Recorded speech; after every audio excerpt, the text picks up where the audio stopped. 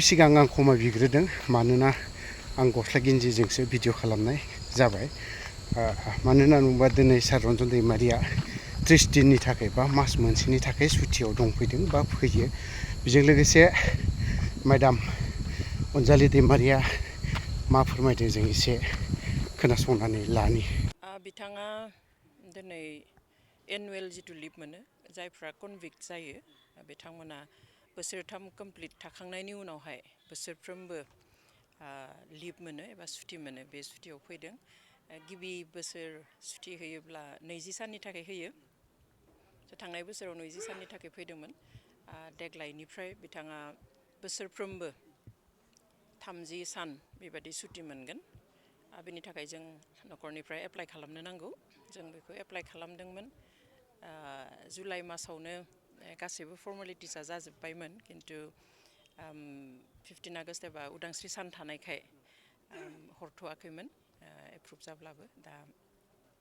उदांस्रि सान जोबनाय लोगो लोगो मैया जों लाइजामखौ मोनबाय ओमफ्राय दिनै फैदों 30 डेज एबा 30 सान न'आव थागोन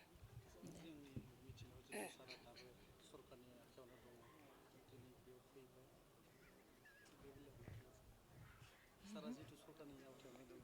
अब्लाबो दिनै सारा बेयाव फैबाय दा किसुमाना गोबां दान्थे बिदान्थेबो बाथ्रा बुंनायखौ नुनो मोनो सोरनिबा अननायाव थुज्लायनायाव लाबोदों नामा ना बेनि थाखाय रावबो जेबो खालामनो नाङा बे एक्ट दंखायो प्रेजेन्ट एक्ट भारतनि संबिधानावनो जे जाया कनभिक्ट जायो बियो बोसोरथाम कमप्लिट जुदि थाखाङो बोसोरथाम कनभिक्ट जाखांनानै जेलाव थानायनि उनावहाय सुटि मोनखायो ओमफ्राय बेनि थाखाय सोरबा सोरखारनि गोहोम बा सोरबा दैदेनगिरिनि बुंनाय बिनि थाखाय जेबो नङा जेबो लेना देना गैया बेयावहाय जोङो फर्मेलि अफिसाव एप्लाइ खालामनो नांगौ आरो बे मथे आइजि प्रिजन अफिसनिफ्राय बिसोर एप्रुभ खालामो जोंनि जायगायावहाय रिपर्ट लाहरो जोंनि डिस्ट्रिक्टनिफ्राय डिसि ओमफ्राय एसपि लकेल पुलिस स्टेशन बिसोर गासैबो मोनसे जथायहै न' नायनानै सिटुएशनफोरखौ नायनानै मोनसे रिपर्ट हरो आरो बिनि सायावसो एप्रुभेल होयो बेयाव रावनिबो आखाइ थाया जितु सारा 30 सान न'आव थागोन माबा मोनसे सरकारनिफ्राय बेबायदिनो डेटफोर दङ नामा सारनि सायाव बेबायदि थायो जिहेतु जेल जाबाय थानाय मानसि बेवहाय बिथाङा दा पाब्लिक मिटिंफोर खालामनो हानाय नङा आरो डिस्ट्रिक्टनि बाहेराव गुबुन डिस्ट्रिक्टआव थांनोब्ला जोंनि उदालगुरिनि बाहेराव थांनोब्ला बिथाङा डिस्ट्रिक्ट अथरिटि उदालगुरि डिस्ट्रिक्ट अथरिटिनो इनफरमेसन होनांगोन बेनि उनाव थांनो हागोन स' आरो बिदि गुबुन मिटिं सिटिंबो गानो हानाय नङा दुलाराय बर' रायजोआनो दिनै सारजों दङ सारनि थाखाय मालाबा मालाबा आर'जबो गाबो गोग्गो देहानि थाखाय दा बायदियाव सारनि देहाया मा अबस्थायाव देहायाथ' थिगैनो दङ गेजेरावहाय एसे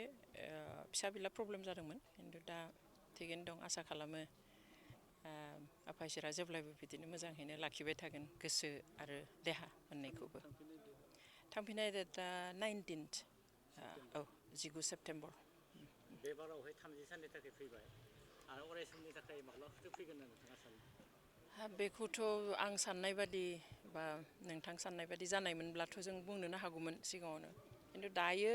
जिथु स्टेटास सुप्रिम कर्टआव थानाय केसा